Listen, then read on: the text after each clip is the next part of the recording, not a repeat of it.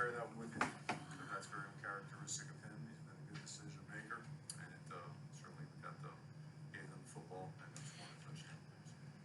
Red zone touchdown efficiency, is that one of the stories of the game, I guess? Got to be right. Down there 4 times, 3 field goals, or 3 field goal, 1 blocked as well, correct? So we had a couple of penalties down there as well. We had a legal man downfield. That certainly hurt us, put us behind the sticks.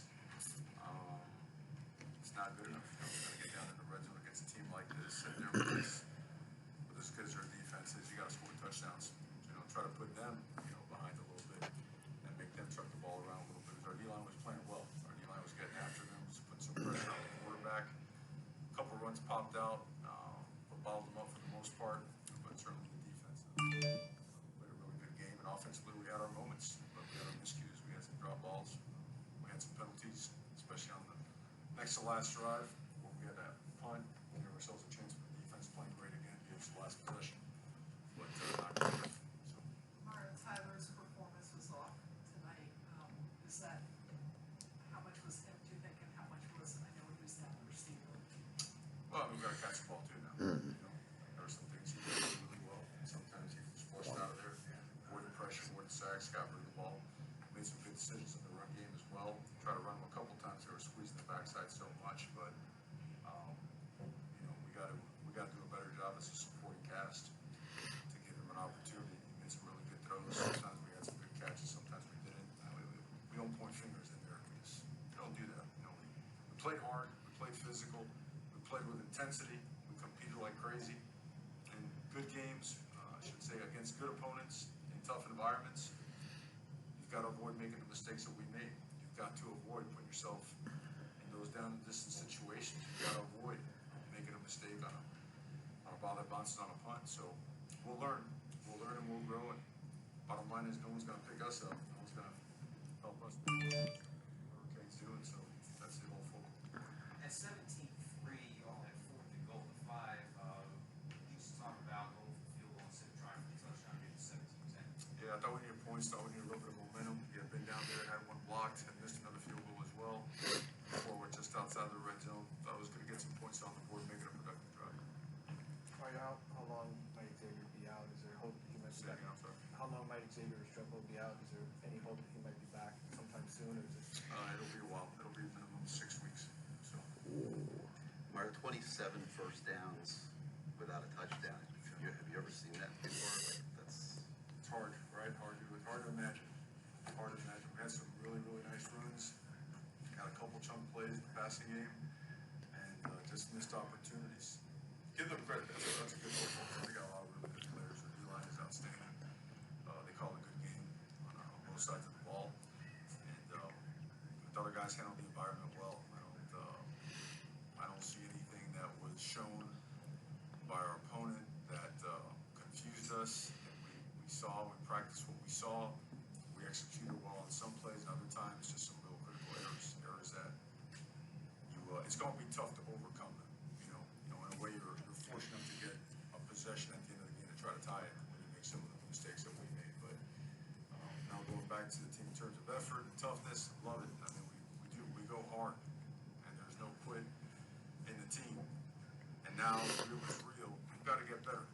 Playing a tight game doesn't automatically make you more successful next week. We got to go to work. You got to look in the mirror, face reality. We give up some opportunities that you just can't give, and we did that. And that's upsetting, and it should burn. It needs to burn. It needs to feel really, in a way, motivational, knowing that we could be a good team, but becoming a good team is not just going to happen. We got to keep working. We've made some progress. We should have, could have coached better tonight. We could have played better tonight. We could have executed better tonight. And so we'll get back, and we'll get back to work. A couple more questions for Coach. What was your overall impression of the defense? A bunch of tackles for a loss, 6 sacks, a lot of stops that they kept in the game tonight. Front 7, particularly the front 4, put a lot of pressure on them, made them uncomfortable, and even some of those they made were under duress. I mean, they were consistently in the backfield. They got us on a couple of their gap schemes. They ran counter and split zone. A couple wide zones they hit as well, but aside from that, like you mentioned, made some negative plays. Certainly, I think we had 3 or 4 sacks, but several quarterback hits and made it uncomfortable for the quarterback and allowed our coverages to play tighter. You know, that goes hand in hand. So, you know, proud of the entire team of our effort, not the end result. So back to process. Larry, how do you think these guys will rebound from this, anyway, mentally, emotionally, whatever? Well, there is no choice. It's really not a choice. You know, we've worked very hard to become a competitive football team and have an opportunity to punch through on a big stage like this, and we came up short. There's no sugarcoating that, and I'm not going to sugarcoat that. Okay, we have to go and get better and eliminate issues that hurt us in this game, and also things that we do well to get better at them and go forward. Because no one else is going to pick us up. We got to do it ourselves. Thank you very much, Coach. All right, thank you. Good morning from here in Houston. You just heard Mario Cristobal's post-game presser after last night's 17-9 loss. I want to give you my take on last night's game. Basically, what was said to me in a text this morning was something that I think Mario touched on touched on a little bit in the presser. Passing game wasn't there. Communication wasn't there. The drop cease became an issue again. It reared its ugly head in another big game on the road. Like you hear it said, the turnover by Reek hurt us 3-3. They scored a few plays later. Poor tackling was again an issue at times. Defense, I felt, played well. The running game did its job. Both those things were good enough to win. Unfortunately, like they said, Reek's muff. 3 plays later, they're in the end zone. The last part of this text that I got this morning pretty much nailed everything Mario said in that post-game presser. Miami, last night, we won this game in every way but the scoreboard. Every way but the scoreboard. And to hit that point home, you talk about a couple things. I look at, there was a stat I saw before I went to sleep last night here at the hotel in Houston. We were in the red zone on 9 plays. We only got 8 yards. Against a quality team on the road, that's not going to get it done. You got to cash in with touchdowns.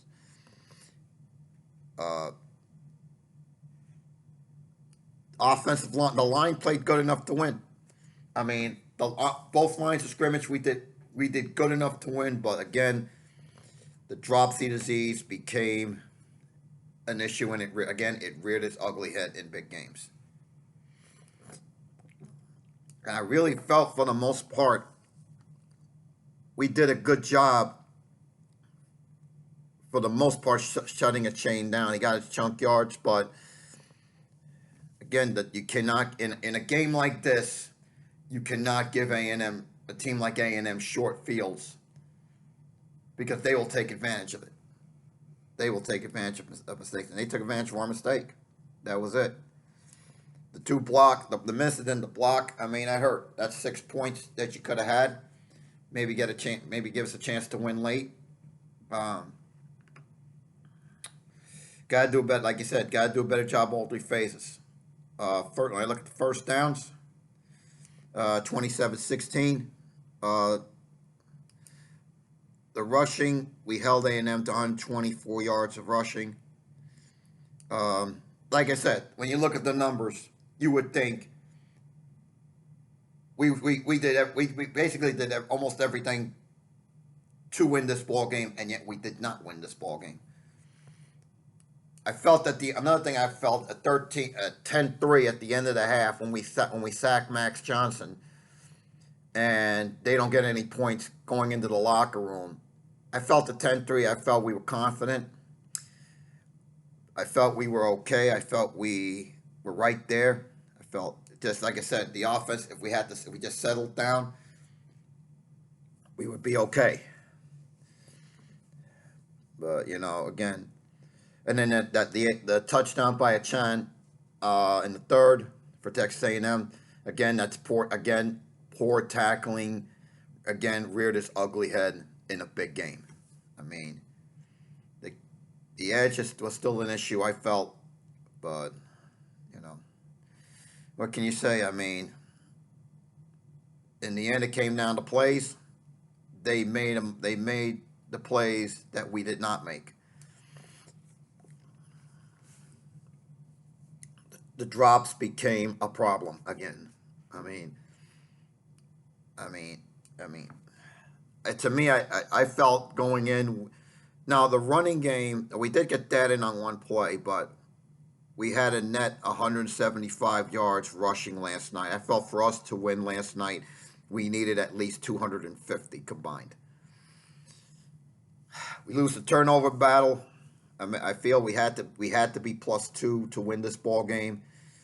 We were -1, but you know, but then the second punt by Lou, a chain fumbles, and it was right there. There was a moment right there. I felt we at 17-9 had a chance to really cash in and maybe force overtime, but we were just a step slow on that.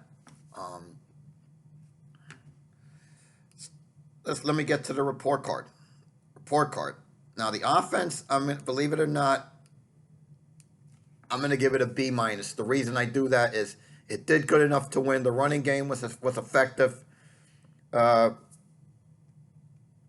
O-line did well. It did not allow a sack in this game, but you can't have drops in a big game in a hostile environment like Kyle Field and College Station. You cannot have that. You've got to execute, like Mario said in the presser. You got to execute. You can't leave points in the red zone like we did last night.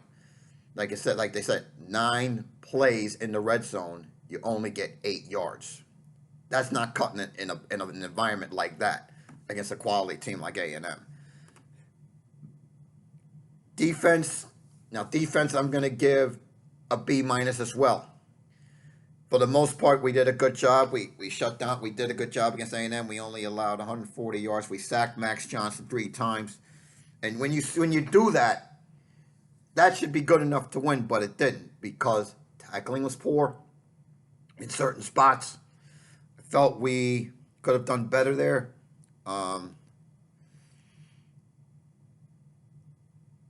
You know, you have to, and then after the month, we then allow a face mask. We get a face mask penalty, and then they score a play later after that.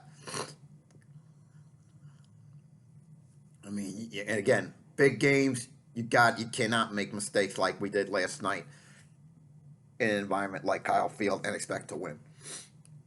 Special teams, I'm gonna give a D. The muff punt by Reek cost us a TD.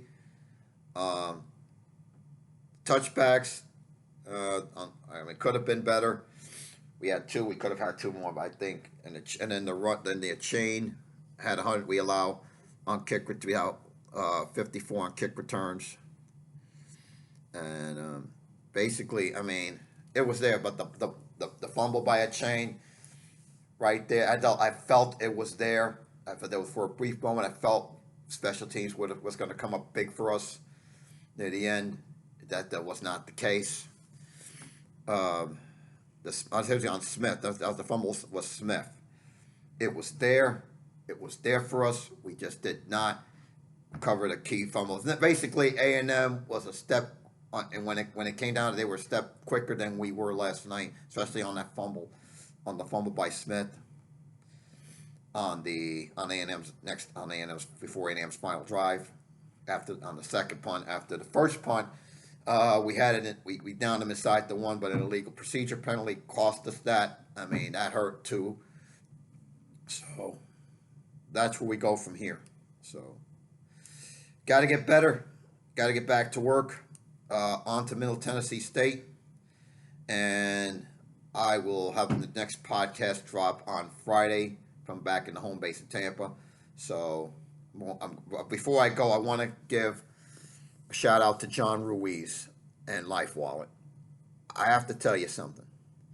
I was on that plane. I'm going to be going on the plane later this morning. In fact, I'm going to be packing as soon as I finish this podcast. I will say this. Everything they say about this man is the truth. John Ruiz is a great, great guy. And I look forward to seeing him again soon down the road. I think Life Wallet does tremendous work with their athletes. And I think they will continue to do a great job with what they do. I want to also thank Camilla for what she does for organizing this whole thing. And to Life Wallet, there's so many guys like Tommy, Daniel, Andres. They do tremendous work, and you could see in their work it's just how they're just amazing people. So hope to see them again after we land in Opelika at 2:00 Eastern Time this afternoon. Down the road, hopefully we get to do this again soon. And like I said, back to work. Middle Tennessee podcast drops Friday. Win or lose, go Canes.